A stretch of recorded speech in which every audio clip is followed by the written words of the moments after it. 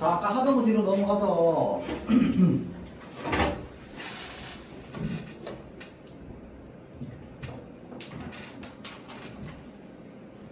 그리고 너와 나만의 시간 있죠? 그 시험 며칠인지 아세요? 시험이 며칠인지 아냐고요? 모르지. 너네 학교 시험 언젠데? 너네 월화수목 아니야? 화수목금? 그럼 6월 30일부터. 아니 그거 며칠인지. 그거는 나 전달받은 게 없는데? 혹시 나왔어요? 아, 나왔다고? 마지막 금요일이. 금요일 날 쳐요? 아, 잠깐만. 금요일이 며칠이야? 7월 3일이네? 그렇죠. 아, 그럼 알려주려고 얘기한 거야? 몰라서 얘기한 게 아니고.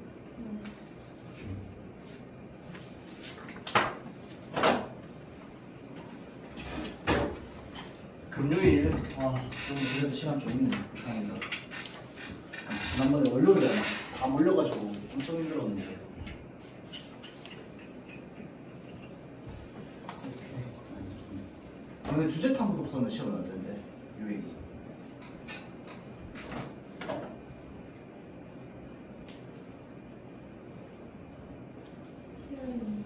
목요일이네.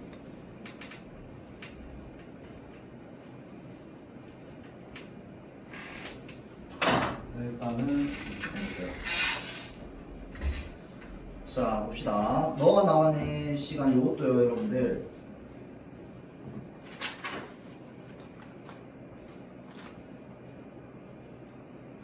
어, 1번부터 5번까지 있죠. 요 5문제 지금 풀어주세요. 너와 나만의 시간 시작.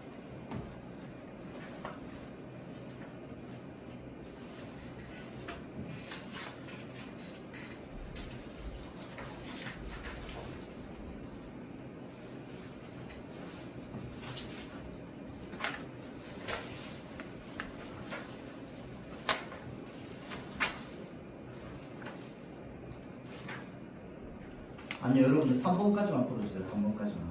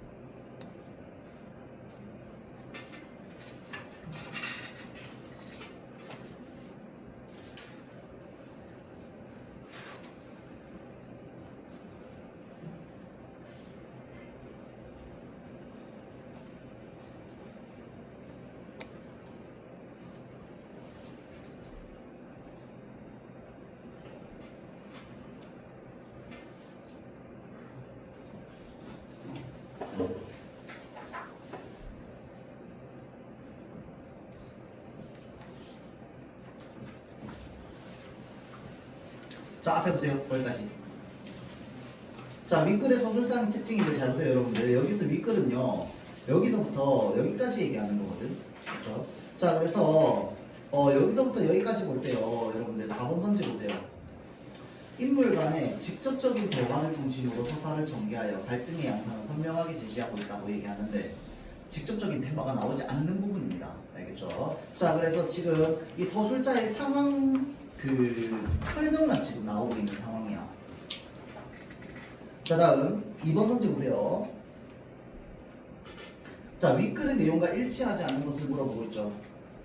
세 사람은 전쟁 중 적의 포위망을 빠져나온 뒤 인적 없는 산속을 헤매고 있다. 맞죠? 그게 지금 이제 이 낙오된 상황이죠. 이제 원래 군대들 팀으로 같이 움직여야 되는데 이게 단체로 막 움직이다 보면은 몇 명이 아직까지 막 덜 빠져나왔는데 이 전체는 다 움직일 수밖에 없어. 그러면 한 3명 이렇게 남아가지고 따로 떨어져 있는데 그 동떨어진 사람을 당장 바로 찾으러 갈 수가 없습니다. 왜냐면 살아있는지 죽어있는지도 모르는 상황이기 때문에. 그렇죠? 자, 그래서 지금 빠져나온 뒤 3명만 낙오가 되어 있는 상황이죠. 자, 다음 2번. 주대위의 부상 상태는 시간이 지나면서 점차 악화되고 있다라고 되어 있습니다. 자, 그래서 요게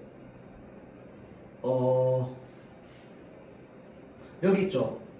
오늘 아침부터는 그것이 부패작용이라도 일으켰는지 마구 저리고 쑤셔댔다 라고 하는 게 뭐야? 지금 상황이 악화되고 있는 모습이죠. 자, 그래서 맞는 말. 자, 다음 3번. 세 사람에게는 정해진 목적지가 있어요. 아니죠. 정해진 목적지가 없습니다. 어디로 가는지도 모르고 일단은 무작정 걷는 거야. 그렇죠? 자, 다음 4번. 팀 1등병은 나이가 어리고 농촌 출신이다. 맞죠? 그래서 농촌 출신이라서 힘이 세가지고 업고 다니는 걸 좀 잘했습니다. 자, 다음 5번. 주대위는 현중이가 권총을 바라보는 시선의 의미를 짐작하면서도 모른 채 했다. 그쵸? 자꾸 이 권총을 쳐다보는 걸 주대위도 느끼고 있었어요. 주대위도 느끼고 있었지만 뭐 했어? 아는 채 하지 않았습니다. 그쵸? 자, 그래서 정답은 3번. 자, 다음 3번 봅시다. 그 1번에 음. 1번 문제 2번 1번 문제 2번 선지 봅시다. 자, 현재 인물들의 상황과 대조되는 이야기를 제시하여 상황의 심각성을 부각하고 있다.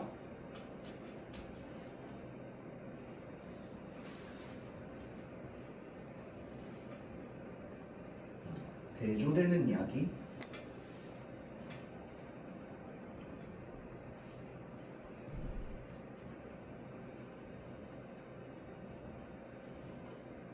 요게 요 부분이죠, 여러분들. 어떤 전투에서 한 병사가 하복부에 관통상을 입고 그 구멍 뚫린 하복부에다가 제 옷서플 틀어막아 가면서 반시간 남아 걸려야 하는 진지까지 돌아와서야 고꾸러진 일이 있었다고. 자, 그런 치명상을 입고도 그 병사가 진지까지 돌아올 수 있었던 건 다름 아니라 진지까지 가면 된다는 일정한 뭐가 있었다. 목적지가 있었잖아. 맞죠? 자, 그래서 지금 여기 밑에 한번 보세요. 현재 인물들의 상황과 대조되는 이야기라고 할 때 뭐가 대조되는 거야? 목적지가 있느냐 없느냐, 요게 대조되는 겁니다. 알겠죠? 자, 그래서 지금 이 주인공들은 목적지가 없기 때문에 가기가 힘들고, 저 치명상을 입었던, 그러니까 하복부면 여러분들 배 아래쪽에 총을 맞은 거야. 사실 다리에 총 맞은 것보다 훨씬 위험합니다. 근데 그럼에도 불구하고 돌아올 수 있었던 이유는 뭐라고? 목적지가 있었기 때문에. 그런데 다리에 총 맞은 주대위를 데리고 가는 건 힘든 이유가 뭐 때문? 목적지가 어디인지 모르기 때문. 그래서 이제 요 부분이 이제 대조가 되는 거죠. 자, 다음 3번 다시 볼게요. 3번 문제. 기억은 권총이죠. 자, 세 사람이 적과 대항하기 위해 남겨둔 무기 중에 하나로 전종의 참혹함을 드러내는 수단입니까? 여러분들, 권총은 이 소설에서 어떤 역할을 합니까?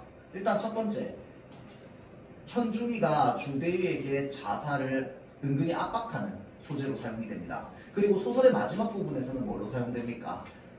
끝까지 뭔가 힘이 다 빠져있는 상황에서도 뭔가 초인적인 힘을 발휘하게끔 도와주는, 그러니까 두 사람을, 김일병과 주대위를 살게 하는 물건으로서 권총이 사용되고 있죠. 자, 그래서 전쟁의 참혹함을 드러내는 수단으로서 권총을 사용하고 있는 게 아닙니다. 그렇죠? 자, 다음 두 번째, 주대위에 대한 현중이의 분노와 적대감을 드러내는 도구로서 인물들 간의 갈등이 폭력으로 전환된다. 전환된 적이 있었어요? 없습니다. 그렇죠? 그냥 현중이 혼자서 떠났어요. 자, 다음 세 번째, 세 사람이 야생동물로부터 자신을 보호하기 위해 남겨둔 유일한 방어수단으로 자연과의 대립을 상징한다. 그거는 전부 다 아니죠. 자, 다음 4번. 현중이가 주대위에게 자결을 은연중에 강요하는 행위와 관련된 소재로 생존 본능과 인간의 사이의 갈등을 드러내는 매개이다. 이게 맞는 말이겠죠. 자, 다음 5번. 주대위가 군인으로서의 권위를 유지하기 위해서 끝까지 소지하고 있는 상징물 아닙니다. 권위를 유지하기 위해서 가지고 있는 건 아니죠. 자, 그래서 정답은 4번. 자, 그 다음에 뒤로 넘어가서 여러분들 요 6번 문제, 그 다음에 7번 문제,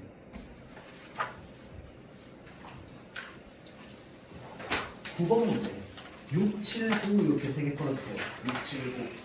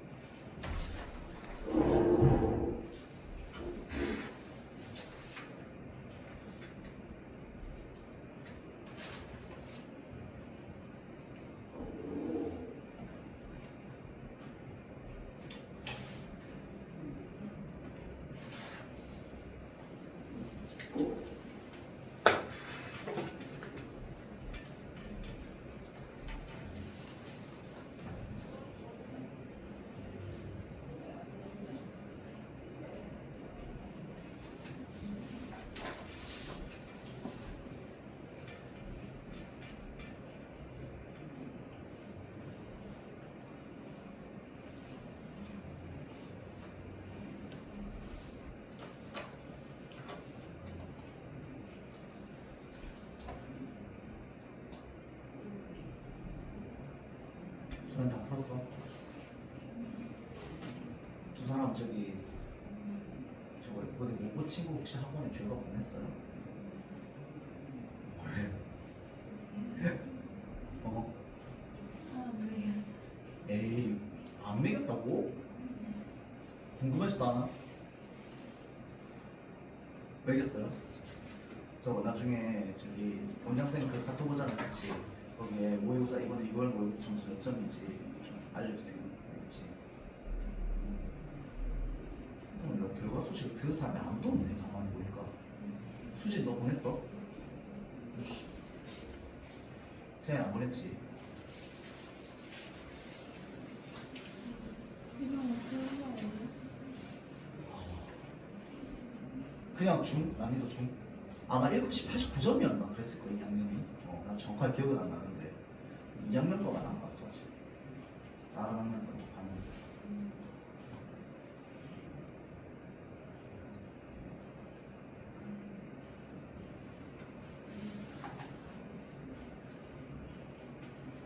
지금 2학년도 진짜. 그 학원에서 모의고사 치기 전날에 우리 수요일날 저거였잖아요. 휴일이었잖아. 그렇죠. 그래서 여러분들 아마 낮에 시간도 있고 그랬을 텐데 학원에서 저기 모의고사 치기 전날 뭐 물론 여러분들 와가지고 수업을 들었지만 저기 한번 쳐보라고 저기 미리 실전 트레이닝. 고등학교 2학년 우리 학원 전체 3명 왔어요. 3명. 하루에 오후 2시부터 저녁 9시까지 실전 트레이닝 친 사람이 한 40명이 넘거든요. 와가지고 치고 가고 했는데 고등학교 2학년 3명 왔어요. 진짜 이 전체 중에 3명 왔다고. 전부 1학년하고 3학년밖에 없어요. 2학년이 그래. 1학년 아직까지 1학년이라 가지고 뭔가 그 1학년 1학기에 그 열심히 하는 그게 좀 남아있고 3학년은 발등에 불똥 떨어졌고 2학년이 제일 안 높아져. 그래 여러분들 저기 모의고사가 이제 인생에 몇 번 안 남았어요. 혹시 압니까? 10번도 안 남은 거 이제 8번 남았어요. 공식 모의고사. 그래서 그 아직 10번도 채 남지 않은 되게 좀 뭐라 해야 되지? 소중한 경험이고 기회예요.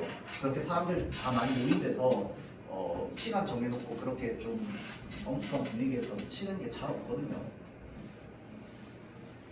적당히 방해도 되고 애들 소리가. 그래서 실제 수능 시험장 가도 그 소리에 방해 많이 된단 말이야. 그래서 그런 실제 수능 환경을 좀 느낄 수 있는 가장 좋은 연습들이기 때문에 좀 많이 해보세요. 자, 6번 문제 봅시다. 자, 가다의 서술상의 특징으로 적절한 거 물어보는 거죠. 자, 그래서 가 봅시다. 인물들의 고통을 구체적인 묘사를 통해서 극한 상황을 드러내고 있다라고 되어 있어요. 이 구체적인 묘사는 어디에서 드러납니까, 여러분들? 봐봐, 뻗고 가는데 땀이 막 흘러. 땀이 흘러가지고 막 이 눈에 땀이 흘러가지고 이 땀을 흘려보내려고 막 눈을 막 찡그리고 그 다음에 입으로 푹 소리 내면서 이제 땀을 헤쳐내고 라고 하는 그 모습 전체가 다 뭐냐면 지금 되게 힘든 상황을 그림 그리듯이 묘사해내고 있는 겁니다. 그렇죠? 그래서 극한 상황을 드러내고 있는 거 맞죠? 자, 다음 2번 볼게요. 나에서 현중이의 꿈은요, 현실로에서 벌어지는 사건을 요약적으로 제시해서 서사의 흐름을 긍정적으로 전환하는 역할을 합니까? 아니죠. 오히려 현중이가 어떻게 되게끔 합니까? 이 두 사람을 버리게끔 합니다. 꿈의 내용 때문에 도저히 안 될 것 같다라고 생각해서. 그리고 이 개미의 모가지가 자꾸 댕강댕강 잘려나가는 그 꿈의 이미지를 통해서 이 전쟁의 참혹함이나 황폐함을 드러내고 있는 부분이었죠. 자, 다음 3번. 다에서 서술자가 직접 개입하여 현중이의 판단을 평가하며 독자에게 교훈을 주고 있다. 자, 다 부분이 어딥니까? 여기다 그쵸? 자, 그래서 이 부분이 어떤 부분입니까? 일단은 주대위를 업고 가니까 너무 힘들어가지고 자꾸 지쳐가고 있는 상황에서 무엇을 생각하고 있는 거야? 자기를 기다리고 있는 사랑하는 사람을 떠올리고 있는 거죠.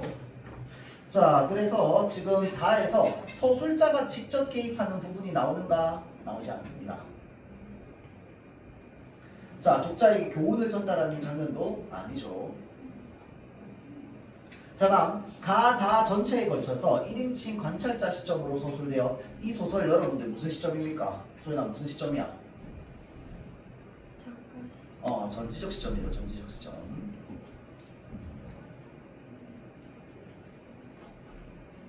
근데 특징이 있었어.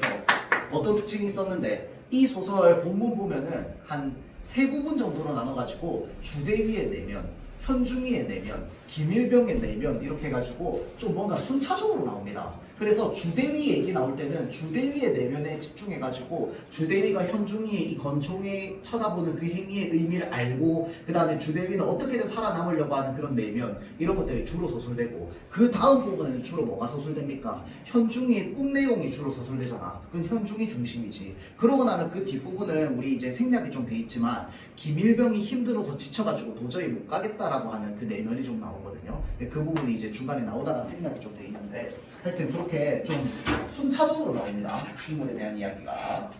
자, 다음 5번. 나와 다에서 현중이의 과거 회상을 순차적으로 나열하여. 자, 인물의 성장 과정을 시간 순서대로 보여주고 있다. 자, 현중이의 과거 회상은요, 인물의 성장 과정을 순차대로 보여주기 위해서 나오고 있는 게 아니죠. 특히 아까 이야기했던 이 다 부분의 과거 회상은 뭡니까? 자기를 기다리고 있는 사랑하는 여자가 자기한테 했던 말들을 떠올리는 거잖아. 그게 성장 과정은 아니겠죠.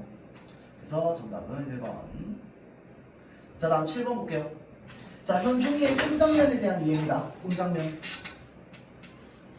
누렇게 뜬 하늘, 황달 등 태양, 이렇게 누런색의 이미지. 무엇을 상징한다고 했습니까? 전쟁으로 인한 황폐함, 암담한 상황을 색채 이미지로 나타내는 거 맞죠? 자, 다음 2번. 조그만 개미들이 연달아 나오는 족족 목이 잘리는 장면은 전쟁 속에서 무의미하게 희생되는 군인들의 처지를 상징적으로 형상화한 것이다. 맞죠? 자, 그래서 나오는 족족 목이 잘리는데 누구한테 잘립니까? 이 왕개미한테 잘린단 말이야. 자, 그러면 왕개미는 무엇을 상징하는데? 이 전쟁의 폭력성을 상징하죠. 자, 다음 3번. 여기 왕개미 얘기 나오네. 자, 왕개미가 기계적으로 개미들의 목을 자르는 장면은 전쟁을 일으키는 거대한 권력이 개인을 무자비하게 희생시키는 장면을 우의적으로 표현했다. 여러분들, 우의적으로 표현했다가 무슨 말인데? 전달하고자 하는 A라는 주제가 있어. 근데 그거를 B라고 하는 다른 이야기를 통해 가지고 주제를 전달하는 거. 그래서 우리가 돌려 말한다라고 이야기를 하죠. 자, 그래서 우의적으로 전달한다, 맞는 말입니다. 전쟁의 황폐함을 나타내기 위해서 무슨 이야기를 합니까? 개미 이야기를 하잖아. 그래서 이런 것들을 우리가 우의적이라고 이야기를 하죠. 맞는 말.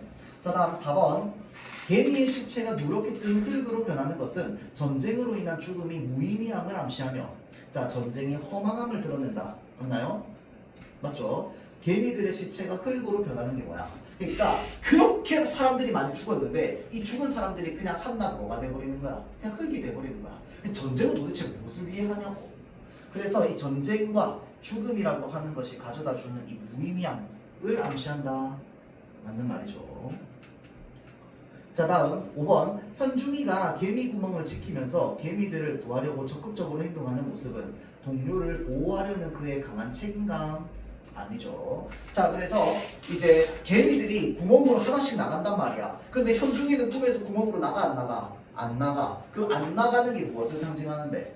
전쟁에 대한, 죽음에 대한 두려움을 상징하죠. 두려워서 그 구멍 밖으로 안 나가는 겁니다. 왜? 구멍 밖으로 나가면 목이 잘릴 거라니까. 그렇죠. 자, 그래서 정답은 5번. 자, 다음 9번 봅시다. 요거 여러분들, 내가 요거 왜 풀라고 했냐면, 이 소설에서 제일 좀 까다롭게 물어볼 만한 요소는 그 꿈 얘기야, 꿈 얘기. 꿈 얘기 말고는 사실 앞 뒷부분은 너무 쉬워. 다리 아파가지고 그냥 서로 돌아가면서 없는 얘기밖에 안 나와. 그 뒷부분에 뭐만 나와? 권총 갖다 대면서 빨리 걸어. 이거밖에 안 나와요. 자, 그렇기 때문에 이 중간에 주대위가 대포 소리 듣는 거 있죠. 포소리 듣는 거랑 강아지 소리 듣는 거, 개 짖는 소리, 그 다음에 꿈 얘기 나오는 거, 요 부분 말고는 뭔가 까다롭게 물어볼 만한 요소가 없습니다. 소설 자체가 별로 어렵지 않기 때문에. 알겠죠? 그래서 그 부분들을 좀 집중적으로 많이 복습을 좀 하기를 바랍니다. 자, 9번 문제 일단 볼게요. 지금 요거는 이제 그 우리나라 1950년대 전쟁 상황과 관련되어 있는 배경이죠. 자, 그래서 1번 선지부터 볼게요. 목이 잘려 흙으로 화해버리고 마는 개미들은 당시 한국 전쟁의 폭력성을 형상화하고 있구나. 맞아요?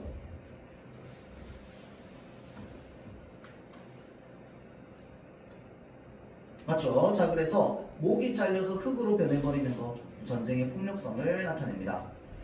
자, 다음 2번. 점점 높아지는 흙에 거의 묻히게 된 그의 정강이 털은 전쟁을 체험한 종군 작가들이 전쟁 상황을 전달하지 못하는 억압 상황, 뭐 이런 것들은 전혀 상관없죠. 자, 그러면 이 그의 정강이 털 쪽으로 계속 흙이 차오르는 게 사실은 뭐가 차오르는 겁니까? 이 전쟁의 폭력성과 전쟁의 참혹함이 점점 이 현중이를 압박하고 있는 겁니다.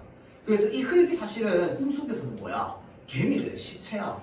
맞죠? 근데 이 개미들은 무엇을 상징해? 전쟁의 희생자들을 상징해. 그러니까 전쟁의 희생자들의 숫자가 점점 늘어나고 있는 상황을 상징하는 거죠. 자, 다음 3번 볼게요. 개미 떼의 목을 잘라내는 왕개미는 전쟁 상황에서 개미들을 극한 상황으로 내보는 절대적인 권력이자 폭력성. 요건 아까 이야기했던 거 똑같은 거다. 그렇죠? 자, 다음 4번. 개미 구멍 한 옆에 따로 뚫려 있는 새 구멍이었어. 따로 뚫려 있는 새 구멍은 뭘 상징합니까? 현중이가 이 두 사람을 냅두고 자기 혼자만 살아남으려고 하는 그 길이죠. 자, 그래서 전쟁 속 이데올로기 대립에서 중립을 지킨 세력을 의미한다? 아니죠. 자, 그래서 뚫려 있는 새 구멍은요, 이 현중이의 어떤 삶에 대한 욕망 정도로 볼 수 있습니다. 살기 위한 어떤 몸부림이죠. 살기 위한 몸부림. 자, 그래서 정답은 2번, 4번. 자, 그래서 5번 여기 나오네요. 의식적으로 뚫어놓은 구멍. 이게 새 구멍이잖아. 그렇죠? 자, 그래서 절망적인 상황에서 벗어날 수 있는 탈출구를 의미한다는 점. 자, 그리고 여기까지 하고요. 뒤로 넘어가서 뭐 하냐면 요 별의 눈만 봅시다.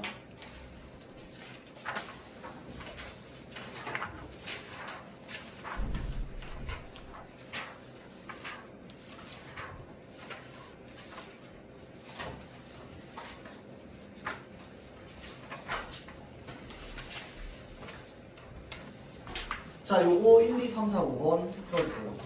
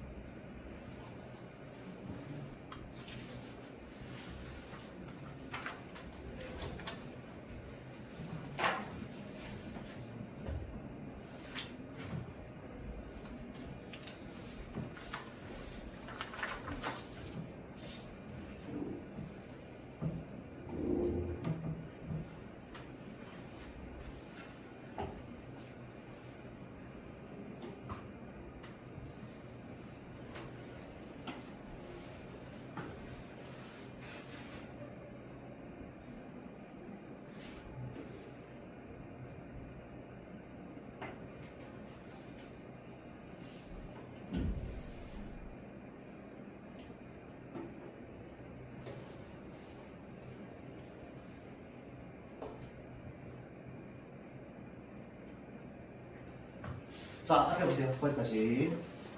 그 여러분들 이번에 6월 모의고사 뭐 시험 범위 들어간다 이런 얘기 없었어?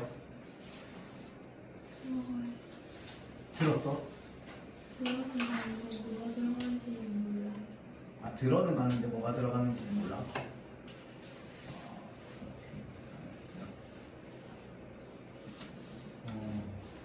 근데 지난번에 우리 들어갔던 게 뭐였어? 현대소설 들어갔었나? 2개 들어갔었잖아, 지문. 일단 고전 들어갔었고. 고전 안 들어갔었나? 된동함 그러니까 고전이잖아. 고전 C가 들어가고 그 다음에 현대소설이었나? 좌명이랑 그러니까 그거 다 같은 지문이야. 된동음이랑 작용 같은 지문이고 하나 더 들어갔던 것 같은데. 된동음이랑 작용만 들어갔었어? 그 살짝 뭐지? 수필? 모르겠어요. 그 생각하기 나름인 거 저기 누가 나를 칭찬하면 그 세 개가 다 같은 지문이거든. 그것만 들어갔었어? 다른 안 들어갔었나? 이번에도 그러면 거의 한 지문 아니면 2지문 들어가겠네요. 알겠습니다. 자, 일단은 1번 문제부터 볼게요. 그럼 일단 그거는 나오면 이제 보도록 하고. 자, 윗글의 표현상 특징으로 적절하지 않은 것입니다. 자, 담화체를 사용했다라고 돼 있어. 담화체를 사용하려면 일단 기본적으로 뭐가 필요합니까? 어떤 대상에게 말을 거는 듯한 말투가 필요해요. 자, 그러면 말을 건네는 방식, 담화체, 말을 건네는 방식.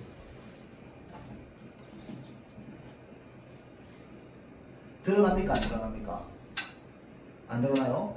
자, 여기 지금 보면 요거 있죠? 부르는 거야. 알겠죠? 그리운 대상을 부르는 거거든. 자, 그래서 담화체를 활용한다라고 하면 맞는 말입니다. 알겠죠? 대상에 대한 그러면 애틋한 그리움을 드러내. 당연히 맞는 말. 어머니가 그립지. 고향을 떠나왔으니까. 자, 다음 2번. 대상에 화자의 감정을 이입하여 화자가 처한 현재 슬픈 상황을 전달하고 있다. 자, 그러면 대상에 감정을 이입했다고 했는데 어디에다 감정을 이입했어요?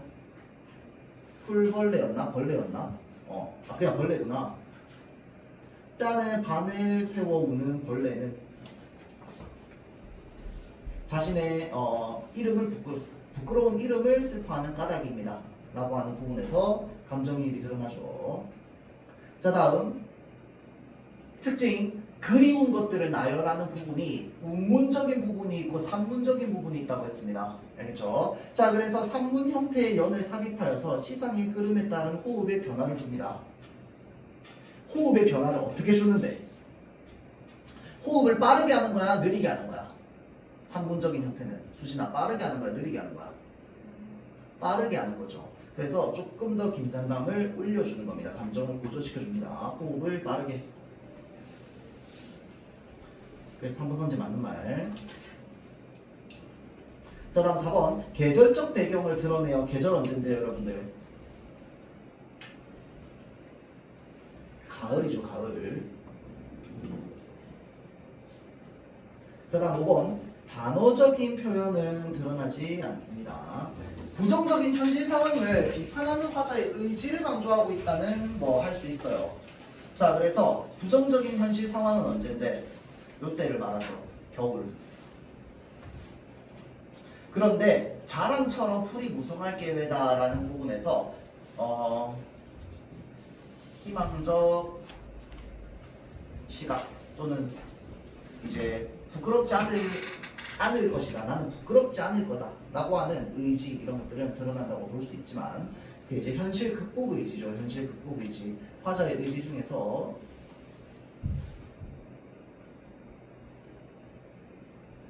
는 드러나지만 반어적인 표현은 드러나지 않습니다.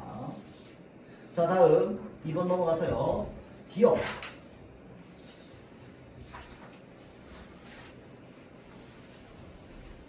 나는 아무 걱정도 없이 가을 속의 별들을 다 헤일 듯 합니다. 라는 부분이죠. 자, 그러면 화자가 가을밤 하늘의 별들을 헤아리면서 아름다운 과거의 세계와 그리움의 대상을 떠올리고 있다. 맞나요? 맞죠? 자, 표현이 어떻게 나옵니까? 별 하나의 사랑과 별 하나의 쓸쓸함과 별 하나의 그리움과 별 하나의 어머니 이렇게 하잖아. 맞죠? 그래서 하나하나 별 하나를 헤면서 어떻게 하고 있는 거야? 과거의 세계들 그 다음에 그리움의 대상들 전부 떠올리고 있습니다. 자 다음 2번 니은. 자 아직 청춘이 닿지 않은 까닭입니다. 자 별을 세지 못하는 이유가 나의 청춘이 닿지 않았기 때문이라고 얘기하는 건 뭐가 남아있기 때문? 아직 청춘이 닿지 않았기 때문에 내 청춘은 남아있는 거야. 근데 청춘이라고 하면 여러분들 우리 인생에서 가장 건강하고 좋은 시기란 말이야. 자 그래서 청춘이 닿지 않았다라고 하는 건 미래에 대한 기대, 희망, 남아있다 라고 얘기하는 거랑 같은 의미입니다. 자 다음 3번 볼게요. 별을 하나씩 세면서 여기 이제 별 하나의 아름다운 말 한마디씩 불러봅니다 라고 해서 산문적인 부분이죠. 산문적인 부분. 그래서 이 산문적인 부분도 별 하나에마다 뭐 이북 소녀들과 폐경옥 이런 이름들과 이것도 전부 하나씩 다 헤이고 있는 거야. 알겠죠? 자 그래서 그리운 대상들을 하나씩 세면서 과거에 존재했던 아득하고 그리운 대상들을 구체적인 호명 행위를 통해서 호명이 뭐야? 이름을 부르는 거죠. 폐, 경, 옥 이런 소녀들 그 다음에 저기 도연명과 라이너 마리의 밀케와 이런 것들이 전부 호명 행위죠. 맞는 말. 자 다음 4번 식민지 현실 리을은 요거겠죠. 어디 갔냐? 흙으로 덮어버렸습니다. 식민지 현실에 적극적으로 맞서 싸우고자 하는 화자의 강렬한 저항의지와 희생정신을 드러내고 있다. 자 흙으로 덮어버렸다고. 이유는 뭔데? 부끄러운 이름을 슬퍼해서요. 맞죠? 자 그래서 흙으로 자신의 이름자를 덮은 거 뭐 때문입니까? 자기 자신에 대한 부끄러움 때문입니다. 그러면 화자는 자기 자신에 대해서 뭐가 부끄러운데?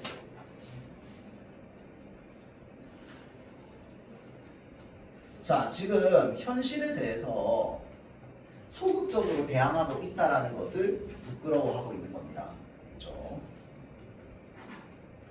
자 그래서 이 리을 부분을 보고 강렬한 저항의지나 희생정신이라고 얘기할 수 없어요. 지금 아무것도 안 하는 자신을 부끄러워하고 있는 거야. 그러고 나서 마지막 5번의 미음 봅시다. 미음은 내 이름자 묻힌 언덕 위에도 자랑처럼 풀이 무성할 거다.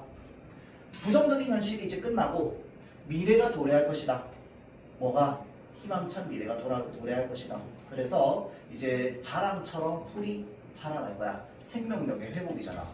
자 그래서 맞는 말이 되죠. 정답 4번. 자 다음 3번의 A. 북간도다. 그쵸? 화자 입장에서 어떤 공간입니까? 그리움의 공간입니다. 그리움의 공간이자 동시에 가까이 있는 공간이야? 멀리 있는 공간이야? 너무 아득히 멀리 있는 공간이야. 마치 뭐처럼? 저 하늘 위에 있는 별처럼. 그렇죠? 자 볼게요. 자 1번 선지. 화자가 현실의 부조리로 인한 가혹한 절망을 경험하는 척박한 공간 아닙니다. 화자가 동경하는 곳이죠. 그래서 요거 알아두세요 여러분들. 예를 들어서 화자가 그리워하는 곳이다. 당연히 맞는 말이겠지. 화자가 동경하는 곳이다. 맞는 말이야? 틀린 말이야? 맞는 말입니다. 알겠죠? 화자가 그 장소를 그리워한다는 건 화자가 그것을 동경한다는 거랑 같은 말이야. 그러면 그리움이랑 동경이랑 같은 말이에요? 100% 똑같은 말은 아니야.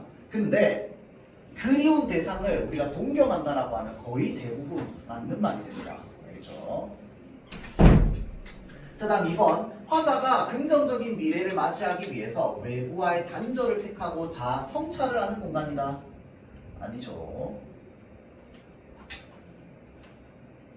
자 다음 3번. 화자가 부정적 현실을 극복하고 새롭게 지향하고자 막는 궁극적인 이상적인 공간 아니고요. 다음 4번. 화자에게 그리움의 원천이자 과거 회상의 구체적 대상이 현재 존재하고 있는 애틋한 공간 맞죠? 자 그래서 과거 회상의 구체적 대상이라고 하면 그 이국 소녀들 다 북간도에 있었고요. 뭐 사슴, 노루 뭐 어쩌고 저쩌고 걔네들 전부 다 북간도에 있는 애들입니다. 그렇죠? 자 그래서 맞는 말. 자 다음 4번. A에 대한 이해. A는 요거다. 그렇죠? 따는 반응을 세워오는 벌레는 부끄러운 이름을 슬퍼하는 까닭이다. 자 그럼 이렇게 이야기를 하는 거. 자 보세요. 감정을 절제하는 방식을 통해서 조국 광복에 대한 확신을 객관적으로 부각시키고 있다. 이거 여러분들 그냥 뭐 다 틀린 말이지만 하나하나 뭐가 틀렸는지 한번 볼까요? 자, 일단은 감정의 절제 맞아 아니야? 아니야. 감정을 절제하지 않았어요. 부끄러운 이름을 슬퍼한다고 얘기했는데 물론 벌레긴 하지만 그 감정은 누구 감정이야? 내 감정이잖아. 자, 그래서 절제하지 않았고요. 확신, 뭐 객관적으로 부각 전혀 없습니다. 자, 다음 2번. 자연물에 화자의 감정을 이입하여 무기력한 자아에 대한 절절한 반성을 드러내고 있다. 맞나요? 자, 무기력한 자아 때문에 자기 자신에 대해서 무엇을 느끼는 겁니까?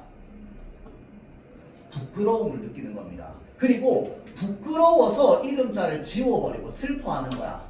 그리고 그거를 벌레에게 감정을 이입해가지고 이야기를 하고 있죠. 자, 그런다는 점에서 이번 선지는 맞는 말이 되겠죠. 자, 다음 3번. 화자의 시선 이동에 따라서 대상을 묘사하며 이상적 가치와 현실의 괴리를 점차 좁히고 있다. 자, A에 대한 설명이잖아. 부끄러워하고 있다고. 그러면 이상적 가치와 현실의 괴리를 점차 좁히고 있는 걸까요? 봐봐. 우리 내면에서 이거는 여러분들 모의고사에도 자주 나오는 표현이야. 이상과 현실의 괴리는요, 우리 내면에 무엇을 만들어낼까요? 갈등을 만들어냅니다. 내면의 갈등을 만들어내요. 왜냐면 내가 되고 싶은 나랑 지금의 나랑 차이가 많이 난다고 생각해보세요. 이거는 문학작품뿐만 아니라 우리가 다 마찬가지야. 내 이상은 100점인데 현실은 50점이라고 생각해봐봐. 너무 고통스럽다고. 자, 그래서 기본적으로 내면 갈등을 만들어냅니다. 내적 갈등을 만들어내요. 근데 점차 좁히고 있다라고 하면 이상이랑 현실이 좁아지는 거잖아. 이상은 100점인데 내 현실이 95점이야. 그러면 뭐야? 굉장히 좁다고 차이가. 그럴 때는 좁아지면 갈등이 해소됩니다, 여러분들. 근데 A 부분 봐봐. 자기를 가장 많이 괴로워하고 슬퍼하고 부끄러워하고 있어요. 그래서 A 부분은 내적 갈등이 가장 높은 부분입니다. 그러면 이 시는 내적 갈등이 어느 정도 해소돼요, 안 돼요? 해소됩니다. 어떻게 해소되는데? 원래는 내가 부끄러운 이름을 슬퍼하는 까닭이었거든. 여기까지는 힘들어, 고통스러워. 그런데 나중에 어떻게 될 건데? 나중에 좋아질 거거든. 그래서 생각이 여기로 전환되는 과정에서는 내적 갈등이 어느 정도 해소가 된다고 볼 수 있어. 알겠죠? 자, 그래서 A 부분이 아니라 만약에 마지막 부분이었다면 이상적 가치와 현실의 괴리를 점점 좁히고 있다라고 하면 뭐 어느 정도 맞는 말이 될 수 있겠지. 그런데 A 부분은 내적 갈등이 가장 심화되어 있는 부분이기 때문에 좁아진다고 얘기할 수 없습니다. 알겠죠?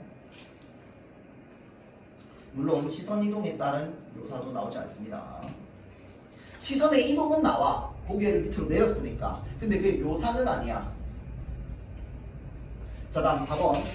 계절의 흐름을 나타내는 시어를 활용하여 부정적인 현실 상황이 순조롭게 해소됨을 보여주고 있어 라고 되어 있는데, 자, 계절의 흐름을 나타내는 부분 어떻게 나옵니까?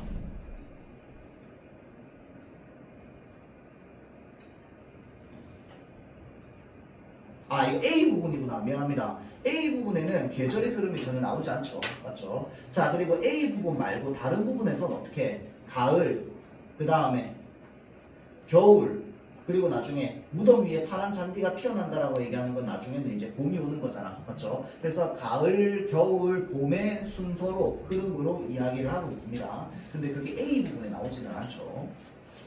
자, 그래서 정답은 2번이겠죠. 아, 5번 선지 안 봤구나. 여기까지만 보고 마칠까요? 자, 3문적 진술을 통해서 호흡을 빠르게 전환하고 긍정적인 미래에 대한 기대감을 고도로 고조하고 있다. 아니죠. 자, 빠르게 전환했는데 호흡을 빠르게 전환해서 무엇을 고조시키고 있는 겁니까? 그리움이라는 감정을 고조하고 있는 겁니다. 그리운 대상들을 나열하고 있기 때문에. 맞죠? 자, 그래서 여기까지 하고 나머지 문제들 지금 나눠주고 있죠, 여러분들. 요거 웬만하면 다음 주까지 한번 좀 다 풀어보세요. 그렇죠? 주중이니까. 주말 동안 하고 주중에 좀 하면은 금방 할 거야. 문제가 뭐 별로 어렵지 않기 때문에. 그리고 자습서도 지금 이제 우리 학원에서 진도 나갔던 부분들은 다 마무리하고요. 그렇죠? 마칠게요.